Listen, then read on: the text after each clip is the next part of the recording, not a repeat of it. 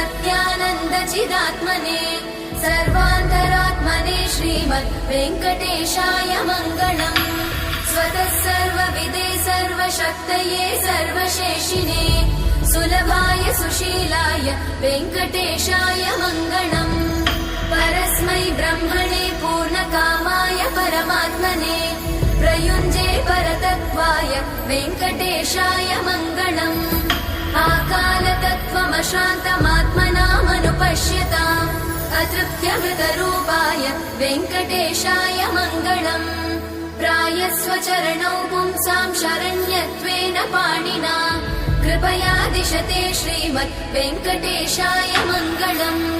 दयामृततरङ्गिण्यास्तरङ्गैरिव शीतलै अपाङ्गैः सिञ्चते विश्वं वेङ्कटेशाय मङ्गलम्। स्रग्भूषाम्बर